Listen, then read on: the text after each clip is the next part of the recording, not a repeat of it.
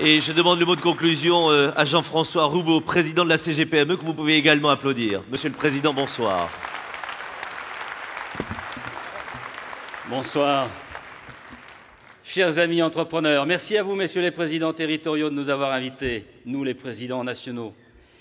Si nous sommes réunis ce soir, chers amis, c'est pour démontrer notre unité lorsqu'il s'agit de l'avenir de nos entreprises, quelle que soit leur taille. Il ne sert à rien de chercher la division. Quel dommage, mon cher Pierre et mon cher Jean-Pierre, que ceux qui nous accusent de mal représenter les chefs d'entreprise, tous les trois, ne soient pas là ce soir.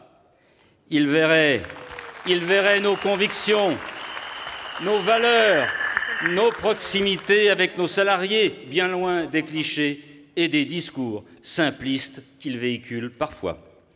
Quel dommage qu'ils restent sourds à nos appels, même lorsque, comme c'était le cas lundi à Paris et à Toulouse, plus de 10 000 patrons de TPE-PME défilent dans les rues à l'appel de la CGPME. Le MEDEF, mon cher Pierre, ayant clairement choisi une voie différente, craignant des débordements, qui, je te rassure, tu le sais, n'ont pas eu lieu. Et un affrontement avec le gouvernement qui, lui, a bien eu lieu, mais là, c'est de notre fait. Le ministre du Travail nous a demandé de vous expliquer la politique du gouvernement. Je vais, quant à moi, vous la résumer en quelques mots.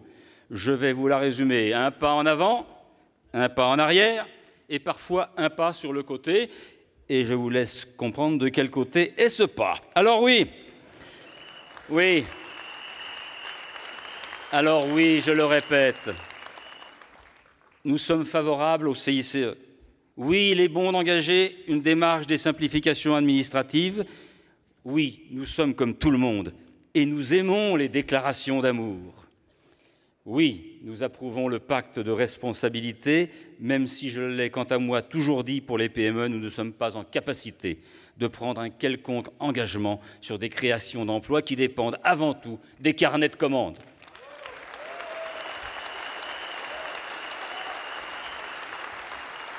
Est-ce qu'en disant cela, nous faisons de la politique? La réponse est non. Par contre, si je comprends bien, nous faisons de la politique lorsque nous expliquons que le compte de pénibilité est une usine à gaz ingérable pour nos entreprises, lorsque nous disons qu'une transmission réussie exige un minimum de confidentialité, lorsque nous soulignons l'absurdité d'une loi qui, de fait, interdit en France le travail à mi-temps.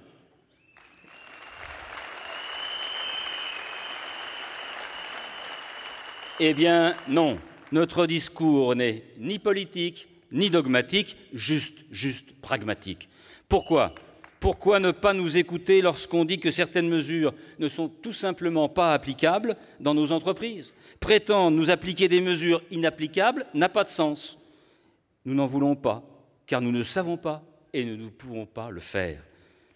Sur ce point, la voie du dialogue, il faut le reconnaître, a échoué, et c'est pour cela que nous sommes ici tous ensemble ce soir. Ce ne sont pas des aides que nous demandons, mais de la liberté, qu'on nous laisse conquérir des marchés, embaucher, innover, former, exporter.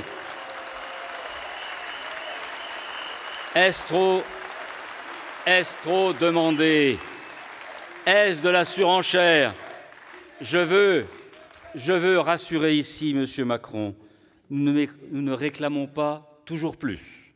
Ce soir, au contraire, en votre nom, je veux réclamer moins de charges, moins d'impôts, moins de fiscalité locale, moins de taxes, un code du travail moins épais et, sujet tabou, moins de fonctionnaires.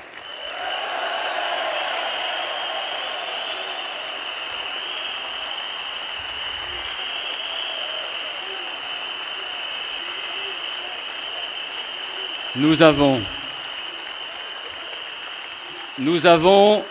le savons tous, une vraie responsabilité vis-à-vis de nos salariés. Cette responsabilité, nous en sommes conscients, comme nous sommes conscients des risques que nous prenons au quotidien pour développer et faire vivre nos entreprises. Les Français, eux, ont compris qui nous sommes. Ils aiment les PME. Et ce n'est pas un hasard s'ils soutiennent notre mouvement. Ils savent que leur avenir et celui de leurs enfants passent par les entreprises. Le gouvernement doit maintenant nous entendre et lever ces blocages qui entravent l'économie française et coûtent si cher en matière d'emploi. Nous sommes prêts à relever le défi si on en nous laisse la possibilité. Voilà ce que nous demandons ce soir.